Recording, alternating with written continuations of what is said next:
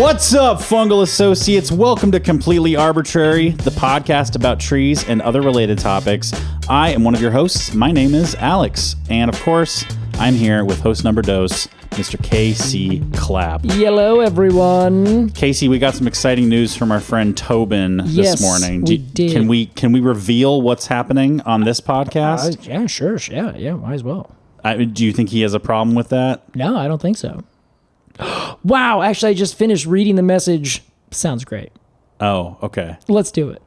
Well, Tobin, our friend Tobin, is starting a podcast. Yes, which is going to be a lovely show, and I cannot recommend it enough. I guess I can't recommend it right now. It hasn't come out, but I'm excited about it. Sure. So I'm excited to recommend it early. Yes, it's a show about trees. Well, a really exciting part, Casey, is that you were interviewed for Tobin. This is Tobin Jews Love Trees. Yes, exactly. Tobin Bennick, the... Yeah, and you were interviewed for his show, and we're excited to hear you on there. Yeah, it's going to come out, I think, in the next week, on the 21st. Oh, wow, that's a quick turnaround. Mm-hmm. Dang. Coincidentally, it's my birthday. How about that, Casey? Yeah. So anyway, look perfect forward to it. synergy. Really is, and really is. And he just locked a guest on his podcast that we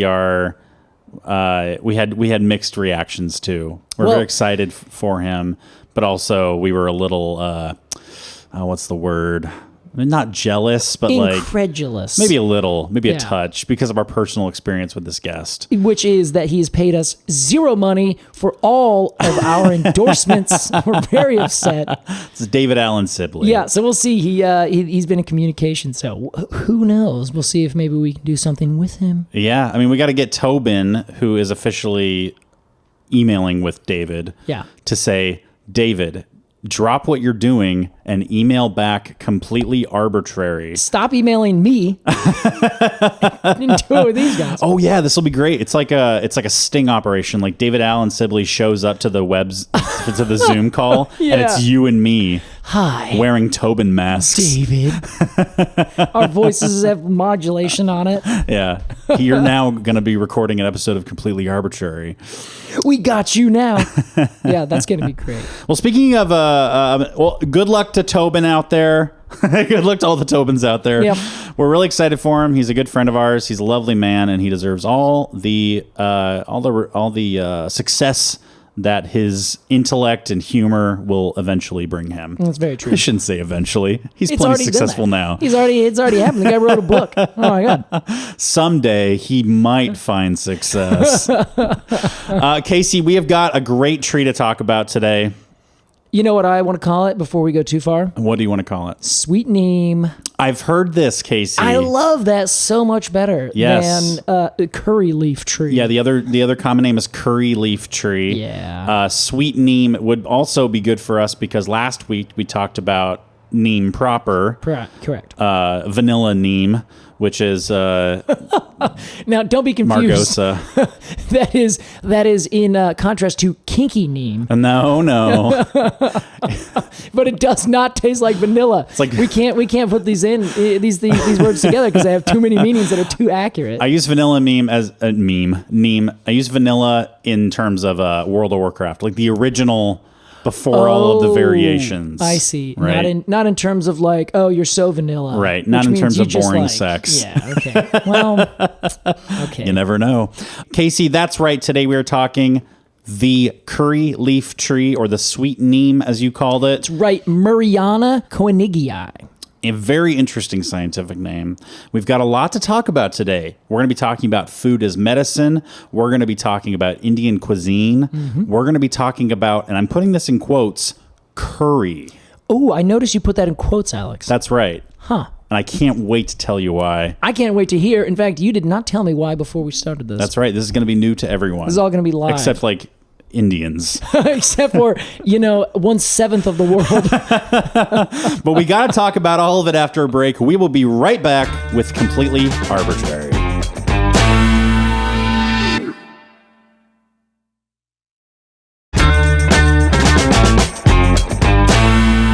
Welcome back to Completely Arbortrary. Today we are talking the curry leaf tree, aka the sweet neem tree. That's right.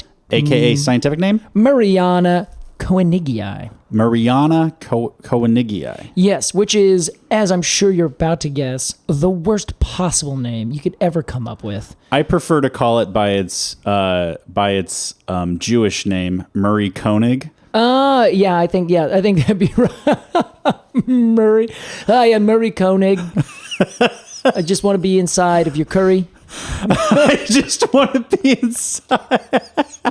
I love that. Oh, Casey. It's a Jewish name, which is just take all the Latin away and it becomes just Murray Koenig. It does sound like a very Jewish scientific name. Yeah, it really does. It's named after these two guys, Murray and Koenig, and it has nothing to do with the tree. It's again, one of those frustrating things you're just shaking your head about. Well, Casey, let's imagine that you and I are walking through the subtropical/tropical subcontinent of India. I am so happy you asked, Alex. And we come across some of these curry leaf trees, so called.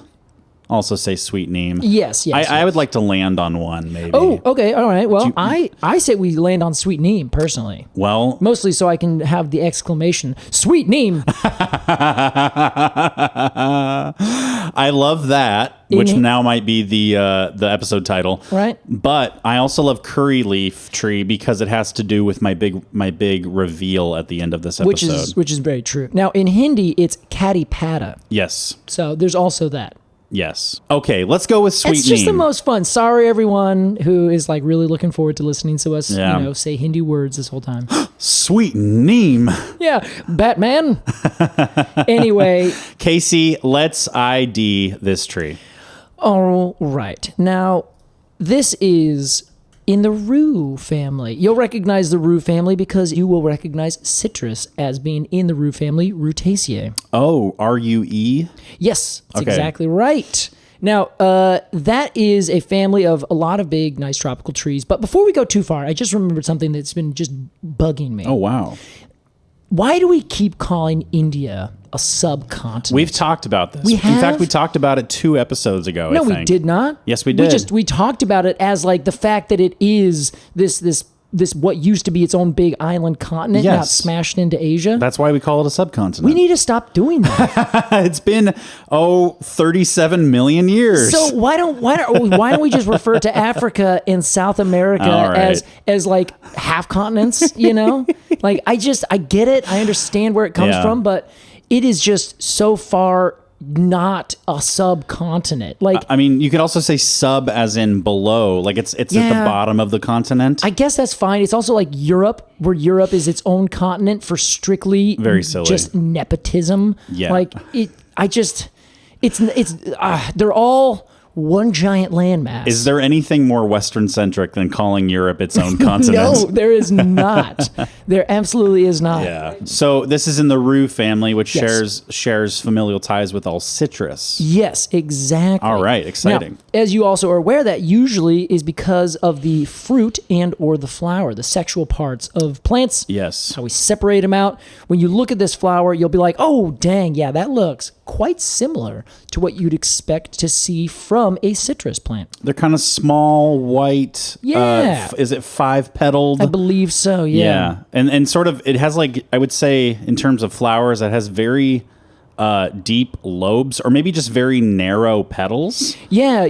I think that's a better way to describe it. Yeah. It's like they're not, the petals aren't like overlapping like a rose or like a dahlia or whatever. And they're not fused together. They're very much singular entities. Yes. Yeah. They look like little bees' wings. Yeah, they're really gorgeous. They apparently smell quite delightful. I, unfortunately, to my chagrin, have not been able to experience this tree in my own world, though I have found out I very much can, and I would like to. Can how? Well, it is tropical and subtropical. How? Oh, my. But it is, you can just buy it, you can put it in a pot, you can keep it in your yard, you put it in during the wintertime, take it back out. How about that? It's essentially a houseplant in waiting, and people do this all the time. I would love to have a curry leaf tree in my home. Yeah, I think you would too. You can have curry and coffee, which I think would be kind of fun. Even though I don't know if this coffee plant's going to ever make any, traditional coffee berries. True. I think it's too stunted. It's going through a really hard time. It is. It's having a hard day. And asking it to grow coffee is like after you have a family tragedy and somebody's like, so when are you going back to work? You're like, that's the last thing on my mind. Quickly, could you run a marathon tomorrow? we just need one more body out there. Yeah. Okay. Well, you say that maybe I could have curry. Yeah. And I'm gonna rub my chin and say, "Oh, yeah, you're right." Okay. Can I? Oh shoot. But that comes later. Well, we'll finish talking about what people would use if they were making a curry with this plant, because it has nothing to do with the little white flowers that are in these big panicles, these big cymes, these ends of the branches. You have these big poof white flowers that come out in these big groups. Those then turn into these adorable small black drupes that are very shiny and apparently have a very sweet flavor to the flesh. But the seed itself is probably toxic, so just don't worry about that. I'll say that the seed or the fruit itself looks a little toxic. Yes, right? But apparently it's very good. Tastes very nice. Interesting. Very sweet. Now, we are calling this the sweet neem tree, but it is not in any way related to the other neem that we talked about just last week in a different family. That one is in Meliaceae. So this tree, you can tell the difference between because it has pinnately compound leaves that are alternately arranged. And if you remember, the Margosa has oppositely arranged leaves. Precisely. And that is your quickest way to tell them apart. Also, of course, one has very nice sweet smelling and sweet tasting fruit. The other's fruit is very bitter and awful, and you'd squeeze it to get this nice oil out of it. The oil, of course, smells and tastes not quite nice. So these leaves, they generally have 11 to 21 leaflets is what I've read. And essentially what that means is they have pairs along the side of these pinnately compound leaves and then one central leaflet right at the very end. Is that a terminate leaf? That would be a terminal leaflet. Oh, Yes. Sure. Yeah, I think that'd be fair. Terminal, not terminate. Exactly, because some plants actually don't have a terminal one. They actually just have pair, done. Little nub at the end. Yeah, exactly. It's just it just looks like it's lost its top. Yeah. Yeah. But the other thing, the final bit, I know this kind of feels like we're doing this backwards, but I like this as a reveal. This is like not usually a traditional sized tree. Now, I'm glad you're talking about this. I was expecting that you would notice. It's a little shrub-like, Casey. Yeah, it's a little shrubby. How dare we? Yeah, I know, but so I've thought about this. We've talked about a lot of things that we consider trees and what we don't consider trees. And this I decided to call a tree because of almost a very specific reason. I went back and forth, and I was like, you know what? Wow. They call it a tree. In the vernacular, it is described as a tree. Okay, we're gonna go with that. That's gonna be one reason to push it towards that category. Like right? in its common name, curry leaf tree is its entire name. Exactly. Yeah. So if the vernacular of the people who use it say, yeah, this is a tree, I'm gonna be like, hey, cool, it's a tree. Whatever. Right. I'm going with you. Otherwise, this tree, if you just leave it alone, it will actually grow taller than other plants that we've covered. Wow. Like, 25, 30 feet. Like, it's not huge by any definition. But that is a tree. That'll get you there. And it actually will grow that way if you just kind of leave it alone. It may grow a couple other sprouts and stems, but the vine maple will do that, very often considered a tree. The Japanese maple, same thing. Yeah. Your hazelnuts all grow in the same way, multiple stems coming up. They may get 15, 20 feet tall, but very rarely do. So you kind of like, where are we going to go? Do we really want to draw a line arbitrarily here for no good reason while everyone else in the world just says, yeah, this is a tree? No, you don't want to do that. Arbitrary is our middle name. Exactly. It's what we do. So we've landed on calling it a tree, clearly. Yes, and it actually generally stays not tree-like and is kept as a shrub for a very specific reason. I bet I know why. Why? Harvesting. Yes, as you would expect, many humans are not 15 to 20 feet tall. Many. Many are not. I don't want to say how many are, but let's just keep that on the down low. So yeah, if you are collecting the curry leaves from this curry leaf tree, you are going to be putting them in curries. I have the quotes now too, just because I don't want to be wrong in the future. I will say putting them in should also be in quotes. Oh God. Okay. Well, now everything is, I have no idea where this is going. Regardless, if you use these leaves in any culinary dish, There you go. you would want to, of course, pick them at a height that's reasonable for you. So the other thing is they don't put on new leaves lower down, so they will tend not to sprout. If you just let them grow and you pull off some of their leaves, then they'll just put new leaves up the way trees do at the top, where their growing tip is. So it'll grow up, put out a leaf, grow up, put out a leaf, grow up, put out a leaf, grow up, put out a leaf, so on and so forth. And it doesn't necessarily put out new sprouts from the lower sections of the trunk. Okay. If you prune off the top, or you clip it down, or you cause some amount of reduction in the stem, it will then put out new shoots from underneath that pruning cut, and then it'll maintain itself as this low bushy shrub. So I think a lot of people understand it as a low bushy shrub, because if you just use it and you're constantly taking bits away from it, management keeps them low. I see. But if you just let it grow in its natural environment, just doing its thing, you're not using it for culinary purposes, I think it will get up to be a reasonably sized small tree. I see. Okay. Yeah. So it's in the bush category is like, well, humans make it a shrub. I think so. For more often than not. Okay. Yes. But in its heart, deep down, it is a tree. It is a tree, but I think it likes to keep both feet on either side of that line. Clever. Because it's obviously good at living that way anyway. Yeah. But that's kind of a little bit of what I wanted to talk about today, is which came first. We call this the curry leaf tree. Many people say, really, it's, you should really call it a shrub. We manage it low, so we have this perception of how this tree grows, when it doesn't necessarily naturally grow that way. That's just how we always see it, because that's how we always interact with it. Same thing as with the arborvitae. Many people are like, arborvitae doesn't actually grow the way most people expect. That is a variety. Right. That's how we mostly interact with it. You could think of 10,000 different examples, but it just goes to show that how people manage their trees and how their interactions with them, how they manifest in terms of our understanding and perceptions of that tree. Interesting. So we see a tree and we interact with it as a tree. We see a shrub, we interact with it as a shrub. Right. We may never know that if you just leave that shrub, it will grow into a tree. And if you just prune on that tree, it will stay a shrub. Interesting. Kind of fun.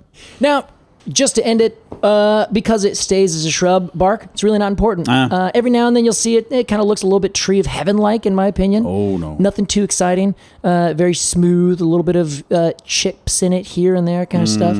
Nothing too great. But again, most of the time it stays very small, so the bark doesn't become a real big, important aspect of it. Sure. So I guess I've never thought about that. Like bark needs time to mature. yeah, right. Yeah. And even small trees will mature and develop a unique bark. Lilacs are a great example. That gets very shaggy, but oftentimes we just don't see them getting that large for whatever reason.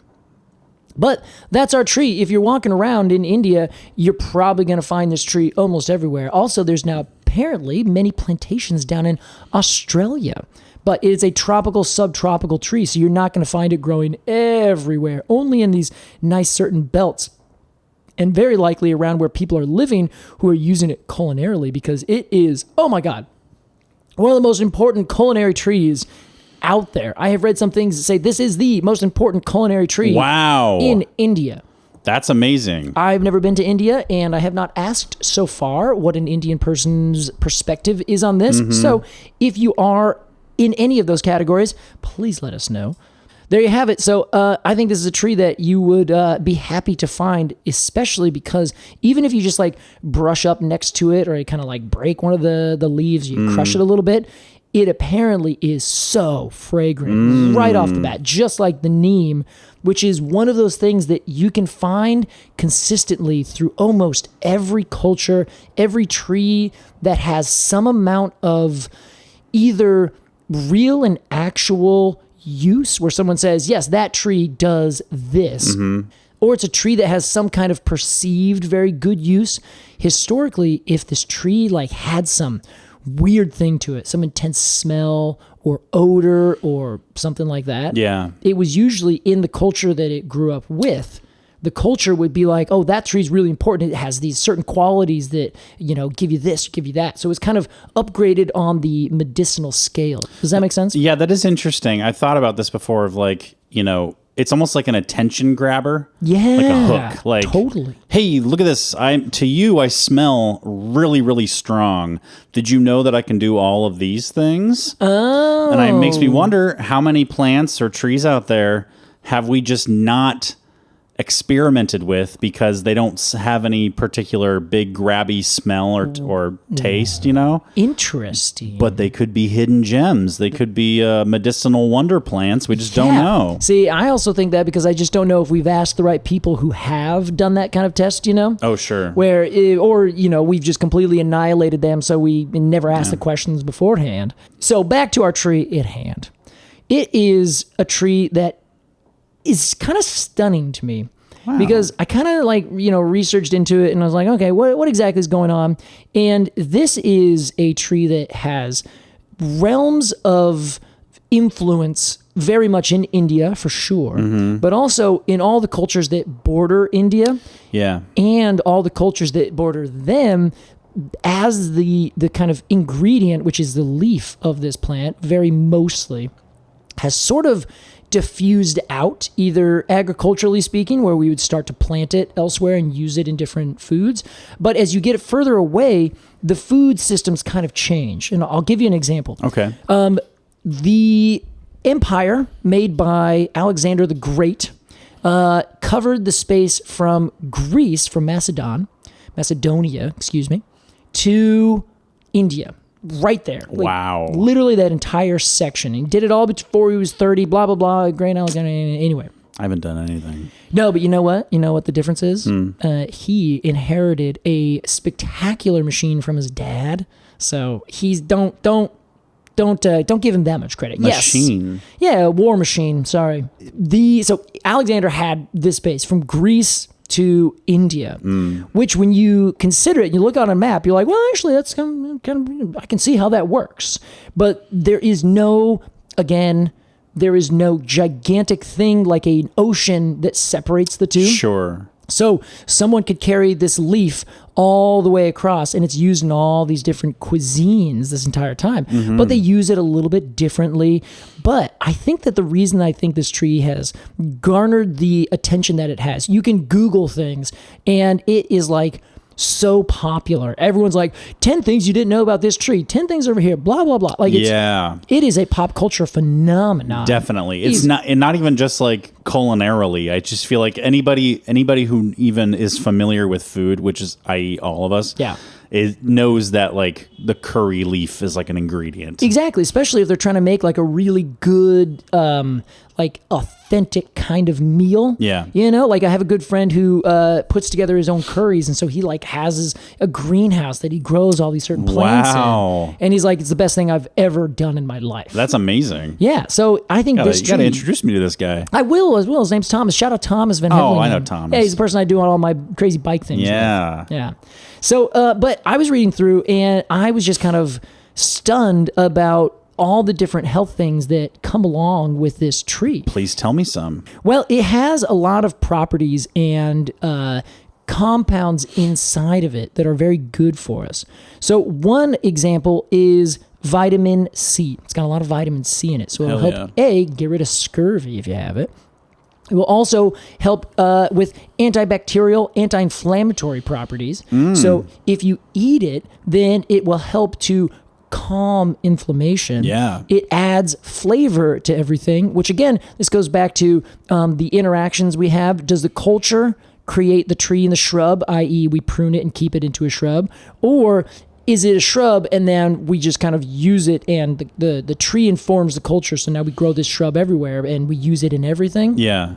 Kind of happens like this, where it became ubiquitous in almost all these different recipes, And each recipe also does things like relieve the symptoms of diarrhea or help with digestion. It helps protect you against heart disease because it has it's an antioxidant. So it has all these little tiny things in like certain proportions that work very well for our body as something that we ingest, which I should contrast against Neem, where Neem you could often put on your skin as a treatment or on your plants, something like that. This, you're always eating it. It's always an ingredient to go within you, and then your body uses that in almost every part of your body. Like I've read things which, a couple of them I'm like, well, this seems like a bit of a dubious claim. But then others are fairly reasonable. There is one thing that's going to be in our show notes is a scientific article that talks about carbazole alkaloid. I think that's how you pronounce it. Carbazole? Okay. It might be carbazole alkaloid. What is that? So it is a compound in the leaves of our tree, Murraya koenigii, and it has wild amounts of different things that it does in terms of pharmacological activity.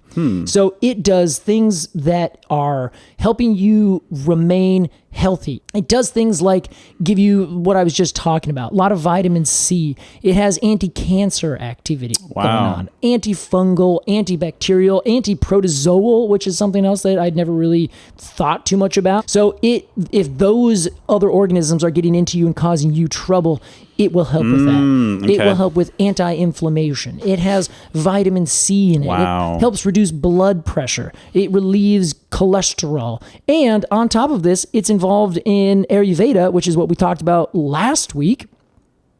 And this is my favorite part. It balances all the doshas. Oh my God. Yeah, isn't that great? We finally found it.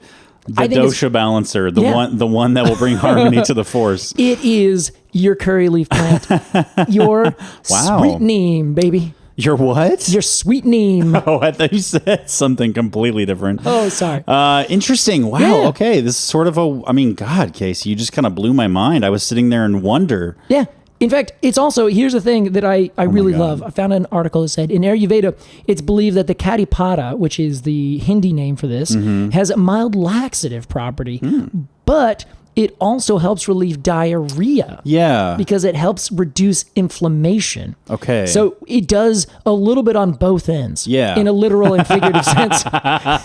So you'll be, at one end, it's like, all right, hey, let's move it through. Come on, let's get going. And then the other end says, hey, slow it down, relax. Right. Let's just take this one step at a time. The train's moving though, so we're just going to let this go at the right speed. It's part corralling the people, and then the other part is getting them all in single file line. Yeah, exactly. Wow. And it's stunning. So it does all that, and of course it's also, as I was talking about before, it has a very important place in Unani medicine, which is kind of in the Arabian Peninsula area. Unani, okay. Yeah, it's another traditional kind of medicine tradition. I don't know if I can use tradition to define traditional. I think that's perfectly fine. Okay. System, I've also heard, like a traditional medicine system. There you go. That's a better, I think, descriptor. Yeah. And so I would be willing to bet if you go further east from India, you're also going to find it over there in the Southeast Asian cultures in their food as well, doing the same exact stuff. Big time. Wow. Exactly. And just to end this with a nice little Alexander the Great, little callback. Can't wait. The Unani medicine tradition has bases that, or at least has a lot of influence from ancient Greek culture and people like Hippocrates. You're familiar? I know. Hey, you've tried the oath. Now get the curry. Exactly. So that is what the Hippocratic Oath is. It's like what the base fundamental oath that you have to take as a doctor before you're knighted or whatever. Yeah, don't purposefully hurt your patients. Exactly. You are always doing this for the good of your patient. You must do that. Okay. So he was essentially like one of the first doctor kind of people who started writing things down and started keeping track of what medicines were being used in his culture. Of course, everyone else was using 1,000 different things as medicines in their culture. As we already said, food is medicine. This is the perfect example of that. But why Hippocrates gets this is because they wrote it down. Then the Romans were like, oh, Greeks, whatever. And then they didn't really care about it. A couple hundred years later, we had this enlightenment in quotes in the European places, and they said, oh, what were these Greeks talking about? And then they went down to Greece and read all these things. They're like, wow, these guys were like really ahead of their time.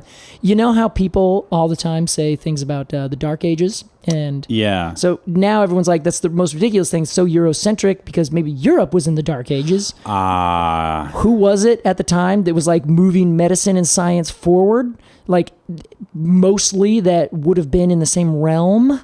India? Yes, and also the Arabs. The realm geographically. Yes, excuse me. yeah. So this medicine, this traditional medicine, when Europe was in its darkest age, they were just blossoming into this other thing. Interesting. So it all kind of comes back about how these cultures have mixed, and because we have this centricism over on this western side of this giant one singular continent, we are now you can see how, okay, when the wheels fall off of your cart over there, they're still going just fine over here. Yeah. And then we develop these things, and now Hippocrates, all of that stuff is now Western science as well.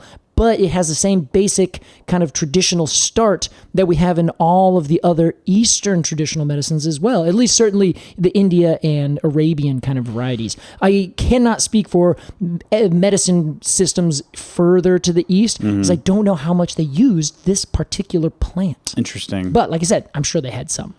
Wow, Casey. Can I just say, it's fucking... Drink some water. Yeah, okay, thank you. Take a literal chill pill.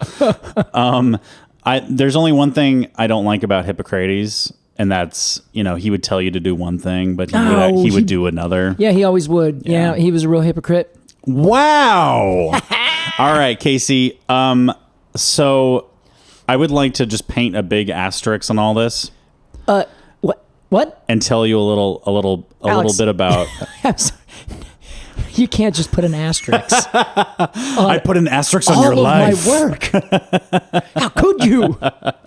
No, not at all. Hi everyone. This is Casey. There's an asterisk. So you know. Hosted by Casey Clapp, asterisk, and Alex Crowson. So Casey, as you know, I'm a big fan of good food. I like to explore food and try new foods, and I'm a big culinary head. I refuse to call myself a foodie because that's the most cringy shit ever. And so you choose culinary head. Yeah, I'm a bit of a culinary head. Huh. All right, I'm gonna bit of a food dude. I'm just gonna stick with that. I like food dude. Yeah. Casey, we decided to talk about the curry leaf tree. Yeah. And I was like, ooh, that sounds exciting. I'm gonna do some research for that and talk about curry. Maybe the history of, maybe like regional differences, et cetera, et cetera. Yeah. But this is like somebody saying, oh, I think that frog is pretty cool. I'm going to get a master's degree in biology, right? Okay. And it's like, well, there's a lot more to biology than just that frog. Just that frog right there. And you start opening books and you're like, oh, there's more than a frog.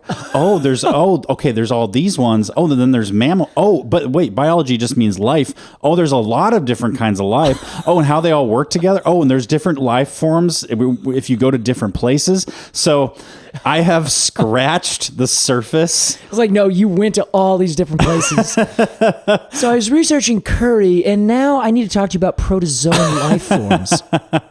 I've just barely scratched the surface, and the deeper I got, the more I realized that I was just still in the shallow end. Oh, man. But here's the big thing. Curry powder. Yes. Is A, not Indian. Aha. B, does not contain leaves from the curry leaf tree. What? I thought it at least had that. No, okay, I have to admit, I did know that it is not Indian. That curry powder is British. Yes, and the reason I knew that is because it was all over British things whenever I was there in London for like 4 days one time. And like curry powder was like it was always there. And they're like, yeah, we use curry powder in this. I'm like, is this like traditional English food? Why is there curry powder in it? I know. You'll see like fish and chips with curry powder in the batter. Yeah. A lot of times. So yes, curry powder, not Indian, does not contain curry leaves. Curry powder is a spice blend. Yeah. Of British origin, and it's based on a masala, which is an traditional Indian spice blend. Now, and masala is like lowercase. That's generic, where there's different sorts and types. Yes, right? A masala is just a spice blend. Gotcha. There are many types of masalas. As many as there are. This is sort of a sweeping generalization, but as many masalas as there are like households. Oh, right? yeah, because like each person makes their own sort. Maybe each region has their own kind of flavors they add in. There are regional differences, and then it gets so granular that you're talking about like my mom's masala for this dish is different than your mom's masala for that same dish. Gotcha. And now that also is going to change during times of year. Yes, of course. Oh God, this is I see how you're like, well, I'm only in the shallow end. So yeah, curry powder is British. Yeah. Masala is what curry powder is sort of based on, but it's like Britishized for British tastes. Most specifically, the exclusion of chili. That's so British. No offense, I know, right? But that's so British. Well, yeah. Hi, we want everything except take away the fun stuff. Yeah, no spice, please. Yeah, could we turn that right into just beans and cabbage? That's maybe a sausage in there. So Casey, garam masala. Well, you can't even do it. You have currywurst, don't you? That's a sausage with curry powder. Casey. All right, Alex, I'm sorry I interrupted you. Continue. See what I mean about this scratching the surface? So Casey, garam masala is probably the most popular, well-known masala spice blend. Also does not contain curry leaf. What? Yes. So curry leaves from the curry tree have nothing to do with what you and I call curry. And in fact, curry is sort of seen from some resources I've found, sort of seen as an offensive term. No. Because it is a British pronunciation and spelling of a Tamil, like Indian term. Yeah. That is a catch-all for, quote, Indian food. Any really? Indian food that contains a gravy. So like dal and curries and et cetera, et cetera. Yeah, I was going to say there's like all sorts of different kinds of this. Oh, yes. Okay. So yeah, that I think there's this sort of a British person will say like, yeah, let's get a curry. They might mean let's just go to a British Indian restaurant. So I might equate it to like crunchy hard shell tacos, like American tacos. In the 90s we'd say, let's have taco night. And it's like not even close to a traditional Mexican taco. Yeah, I see. Okay. Of course, still delicious, but not authentic. But just synonymous with Indian food, in quotes. Gotcha. So if you went to India and you asked for a curry, they would just like hold the pad and look at you waiting for more information. I at least thought that was a reasonable term. Well, a curry is a sort of a category of dish. Yeah, because I also like really have always thought that you have to add Indian to Indian curry, because I have actually assumed curry as something that is more of a Thai kind of thing. Well, there is Thai curry. There is Guyanese curry. There is Japanese curry. Oh, my God. I'm sure there's Korean curry. I'm sure there's... This is a little much for me, Alex. Filipino curry. So you're saying that these... I mean, I guess my brain knows this. Like, my brain is like, yeah, of course there is. But my brain is also like, yeah, those must be completely different. Yeah. So it's just like a generic term for like gravy. Well, curry is the English word based on the Tamil word kari, Kari, which means sauce. Gotcha. So any of these Indian dishes that has like some sort of sauce or gravy. Yeah. I really want to be, I want to go for breakfast tomorrow and be like, hi, could I get some, you know what? I'd love your biscuits and curry. Can I get your biscuits and curry, please? Yeah, that sounds pretty American good. Sausage would be fine. So curry leaves are not used in curries, unless they are. And then you're talking Southern Indian cuisines, Casey. Jeez. But even then, as far as I know, they're used as a whole leaf. And the way that you and I might put like a big bunch of spinach in like a scramble right at the very end, right? Yeah. Or flavored with bay leaves, like put this bay leaf in and let it simmer. Let dude's thing. Do that with curry leaves. And they, the dish will kind of get the essence. Yeah. Because the curry leaf is a very strong, very specific taste. Yes, I have heard you want to do it as fresh as possible. Yes. If you dry it out, it'll still be there, but like way, way mellow. Yeah. Like almost non-existent, almost like pointless. And also, nothing I could find points at what the curry leaf actually tastes like. It always said over several things, it's unlike anything you've ever tried, or it's its own unique thing. It always adds flavor. Yes. But I would assume, because it's in the rue family, that potentially it has a bit of a citrusy kind of taste. That would be my assumption as well. And I have also heard that you would put it in often at the very, very beginning. So you would put in some oil and you put in some onions and then you'd put that in so it immediately starts to go. Then you add the rest of your ingredients so it starts to really get going. Exactly. Yeah, a lot of Indian dishes start with the oil. Yeah. And then you basically fry your seasonings. Yeah. And then you add all the other stuff. She's wild. I have made some curries, Indian curries, I should say, very specifically. Myself, it's one of my favorite dishes that I've learned to make this last year. Wow. And it has been just delight. But as I began this whole thing, it turns out I could be adding this leaf to it every single time. That's right. I just don't even know where to go buy one. So I need to go figure that out. You need to go to the Indian market, my friend. There's an Indian market here? Of course, there are many. Well, I have had no idea. It's one of the most stressful experiences of my life going to the Indian market. It was just sensory overload, very small, lots of people. Okay. So Casey, I'm going to read you a list of two lists here. Okay. One is the traditional, I'm putting that in quotes, ingredients in curry powder. Okay. The other is traditional ingredients in garam masala. Okay.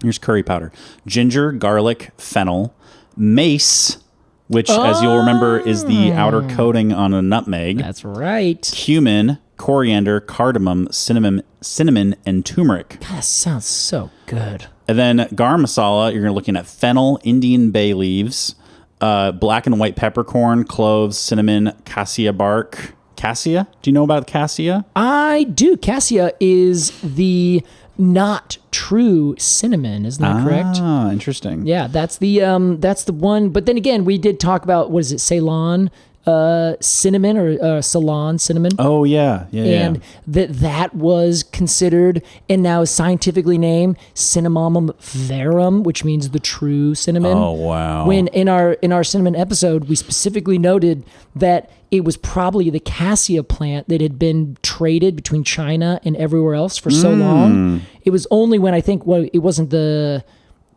Dutch, it was then the Portuguese, I think, who got a monopoly in Ceylon and then said, no, this oh my God. is the true spice called cinnamon. Marketing thing? Yeah, so I think, exactly, it's all it is. So wow. I think I know exactly what you're talking about. But then again, also, what is truth today, Alex? I ask you? Okay, let's not get into that. Sorry.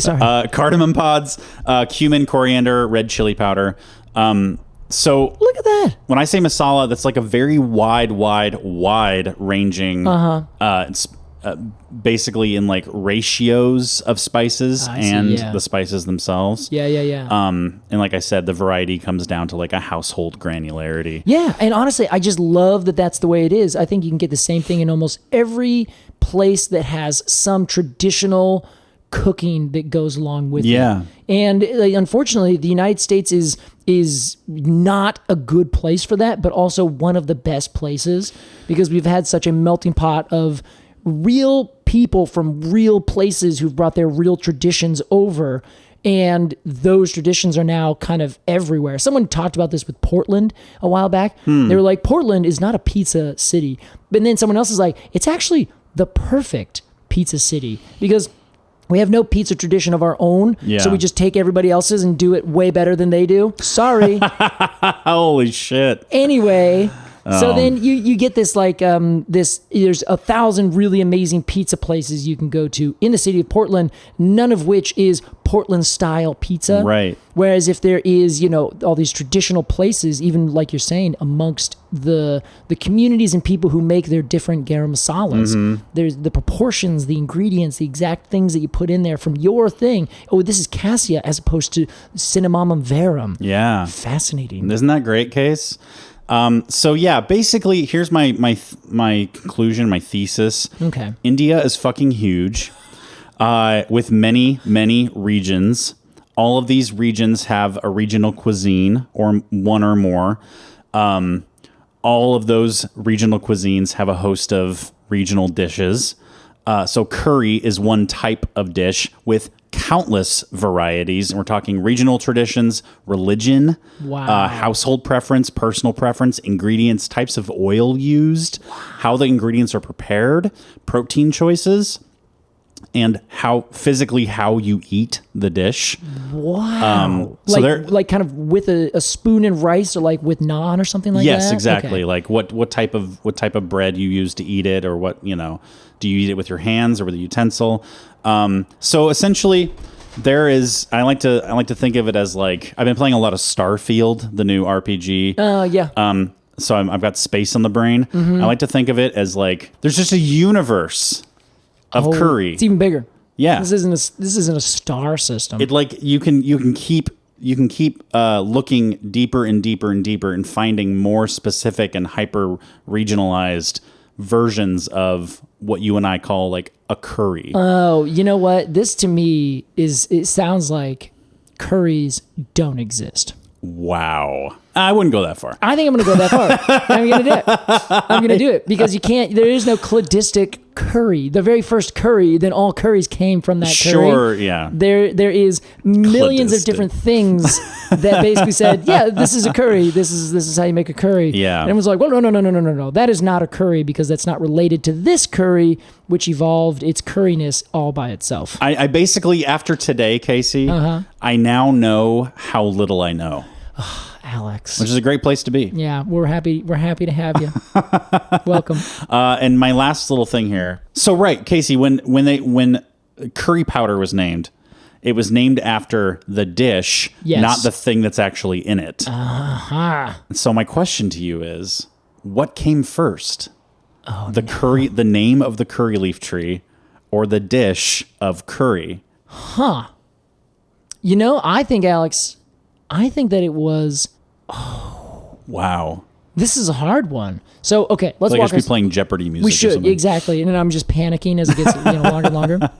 All right, so if the name came first, then there should be 10,000 million different kinds of curry powder. You can get a curry powder from this, from that, from there, over here, from there, from that person's house, from that person's house. Of curry powder. Yes. The Britishized curry powder. Yes, exactly. Okay. Not masalas. Not masalas, yeah. But I get, okay, something to think on, maybe for the future. All right. It's like a philosophical brain teaser. Came first? You find a man hanging in a barn. There's nothing underneath him. Well, he stood on a block of ice. What? Remember that? No. All right. So there you go, Case. Honestly, now I just want to go get some paneer. After all this research, I'm absolutely having Indian tonight. Yes, we did it. And we encourage you, dear fungal associate, to go get some Indian food. Yes. And how about this, Casey? I'm going to try something I've not tried before. What is that? I don't know yet. But I usually get the same thing from the place I order Indian food. Yes. I don't know what I haven't tried yet, so I'm going to go figure it out. I've done pretty much everything so far. So anyway.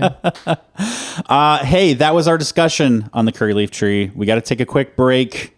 When we get back, we're going to review it and then take a listener question. We will be right back with Completely Arbortrary.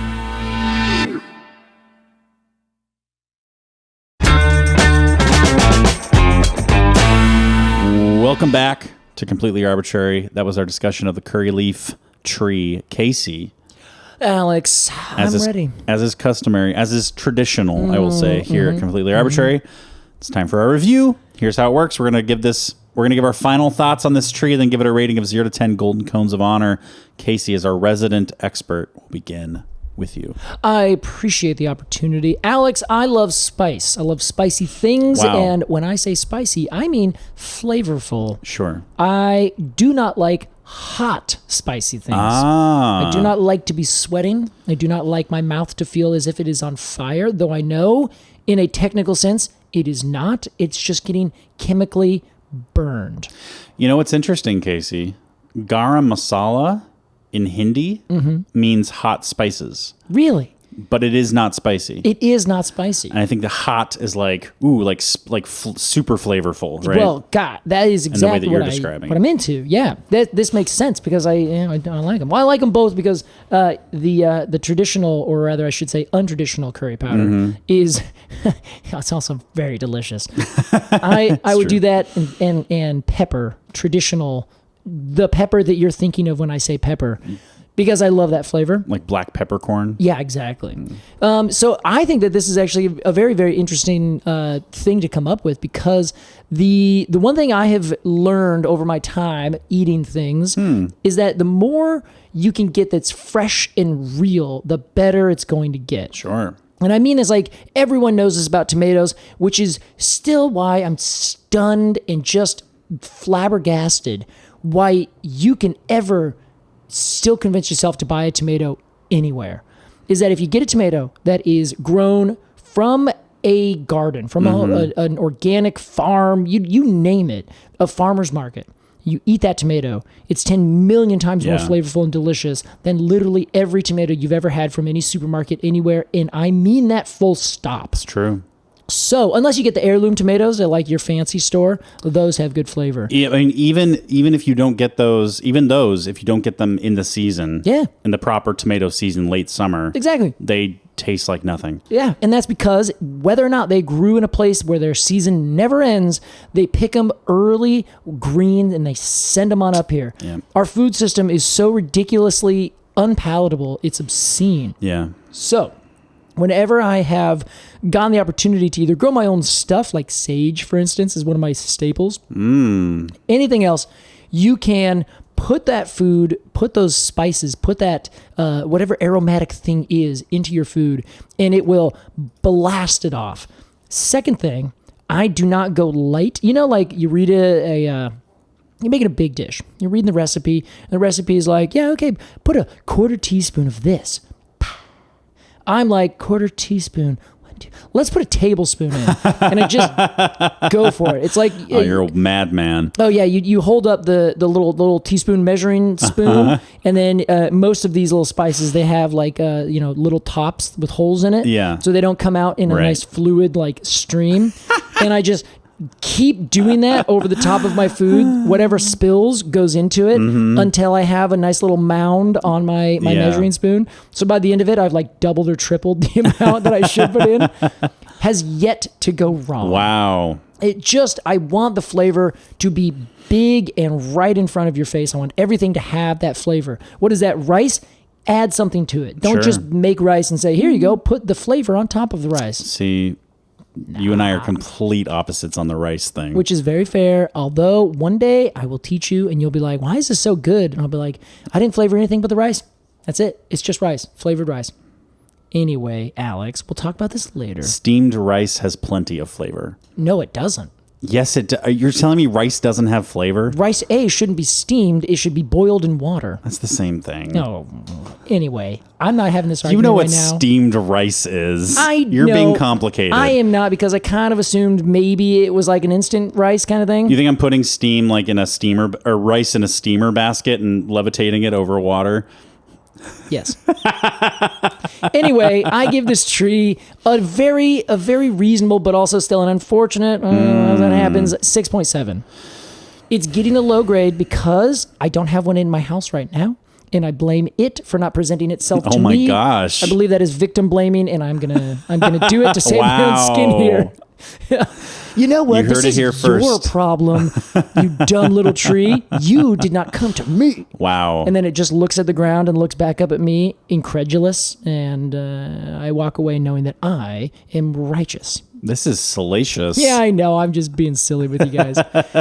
Mostly, I have reduced it to such a score because it is not like a big, gorgeous, large tree. Even any tree that we have to be like, is it a tree, is already doomed in your eyes. Yeah, exactly. And I'm really excited to try the flavor. And I love the fact that it has all these things in it, which is half the reason I want to try it so much, is because I would love to be able to have my food also be explicitly this medicine for me. Mm-hmm. Just like eating spinach. You're not just eating this green thing, you're getting a bunch of other stuff that's coming along with it, et cetera, et cetera. We could go on. But it's also a good reason, buy high quality food.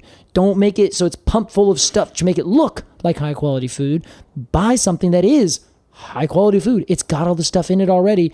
Set yourself on the right path. Strictly because it's a tree podcast, not a high score. 6.7? Yes. If this was a culinary podcast, well, I'd put it up probably in the 8s. Well, Casey, the good thing about this podcast is that it's not just a tree podcast. Thank God. It's a podcast about other related topics as well. So because of that, I will now give you my score. We're ready.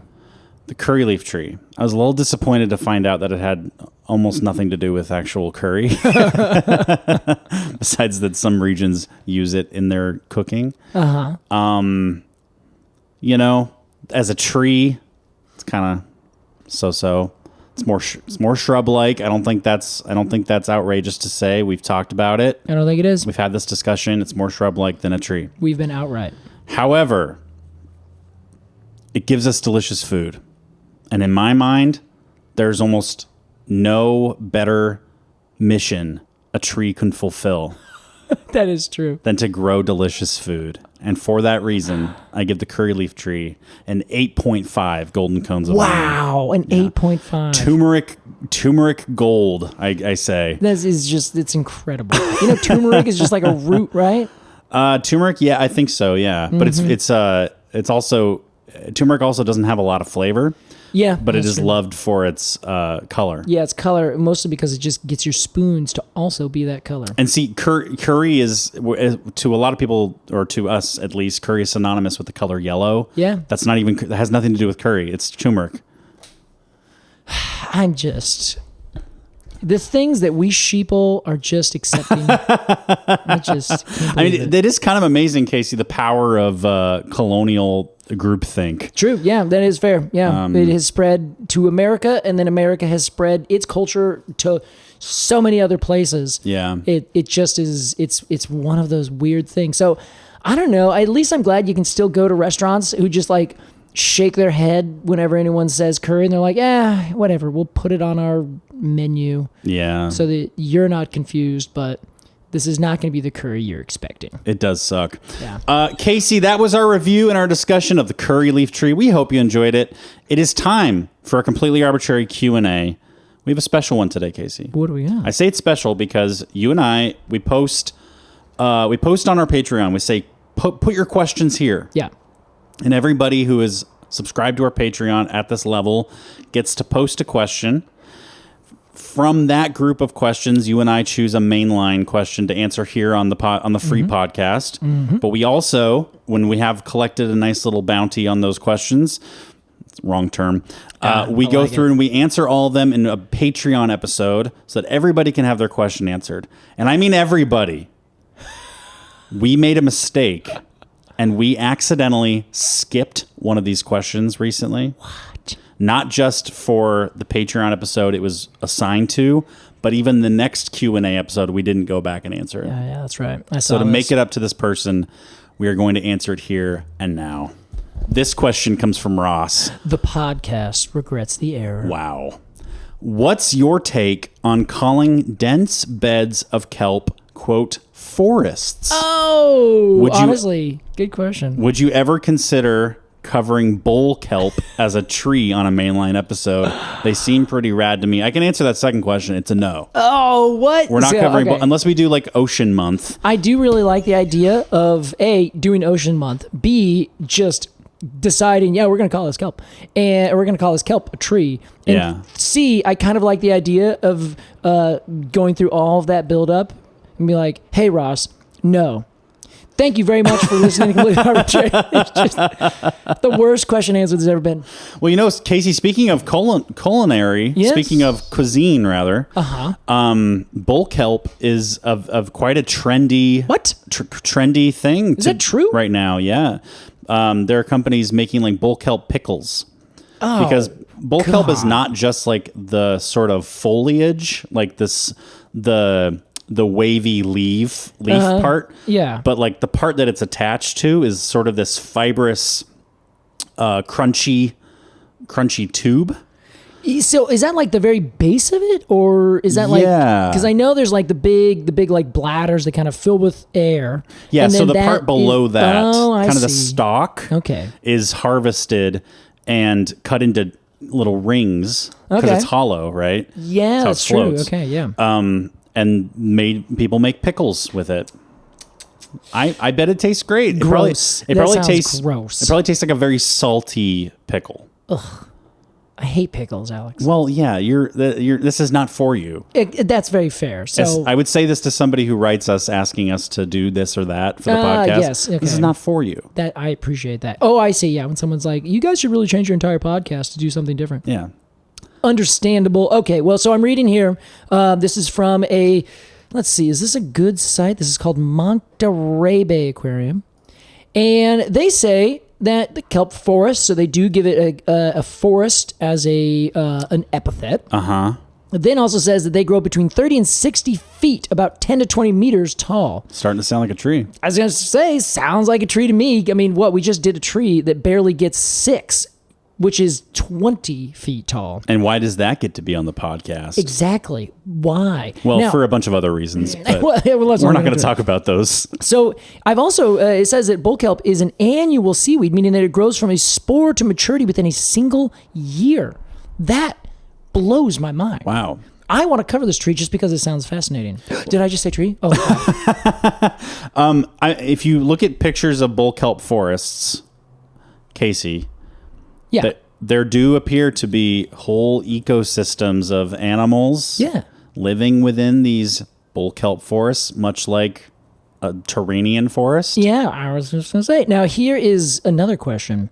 This says spores, which tells me that this is more closely related to like an algae or something, rather than a traditional tree that has seeds. I think everything except for one thing which shall not be named because, well, one of these days we're certainly going to cover that, is a seed producer, not a spore producer. Right.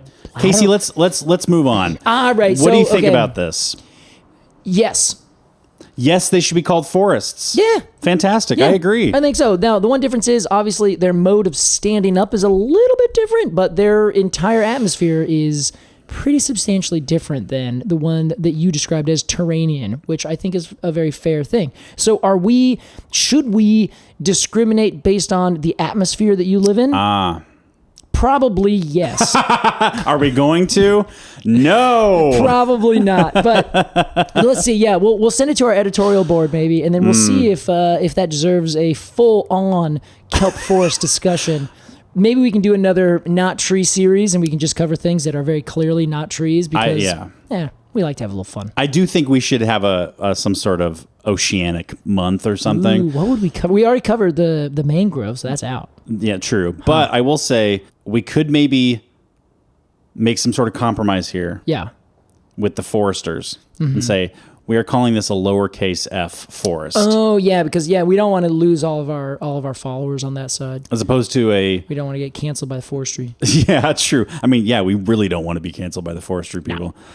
No. So there you go. We're calling it a forest. Okay, yeah. And will we cover it? I would say probably yeah. Yeah, I think I would lean towards that. If I really had to make a binary choice, I would say yes. I would not, though, as you already noted, make that choice explicitly one way or another. Because as you know, we tend to cover things on Patreon all the time, which is a best way to support this podcast, by the way. Wow, subtle. Very often, Alex. We do cover things that's like, well, I want to talk about this, but... Yeah. in a technical sense, it does not meet our completely arbitrary standards. True. And the Patreon's a perfect platform to talk about those things. Wink, wink, wink. Exactly. Well, thank you, Ross, for your question. And we're very sorry that we missed it initially. And we are very sorry. We hope we've made it up to you.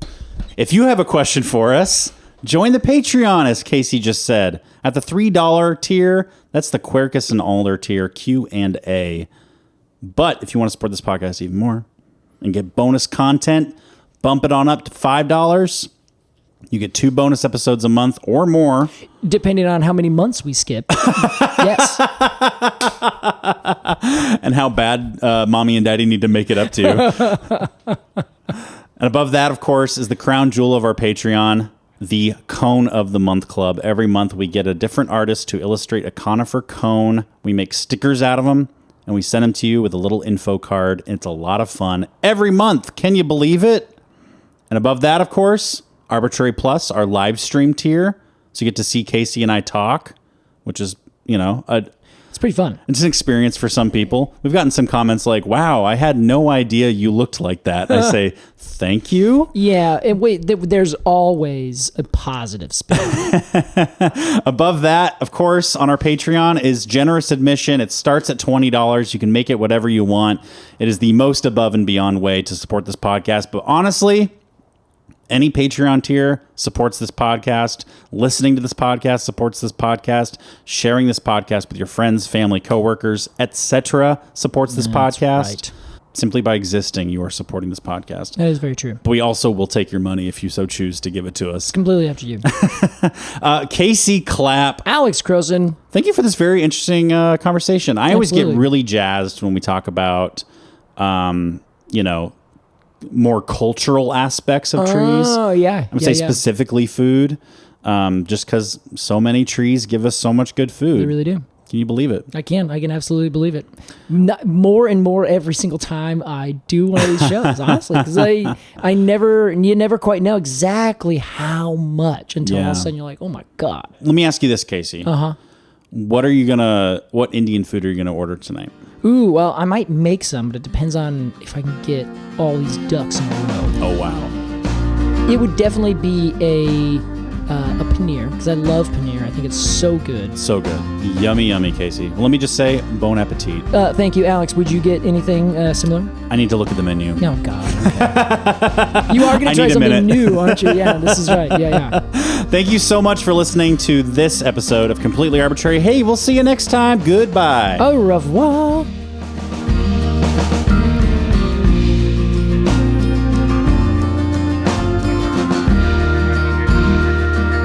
Completely Arbortrary is produced by Alex Crowson and Casey Clapp. Our artwork is by Jillian Barthold, and our music is by Aves and the Mini Vandals. And you can support the podcast at patreon.com/arbitrarypod. And find additional readings at completelyarbitrary.com. Thanks for listening.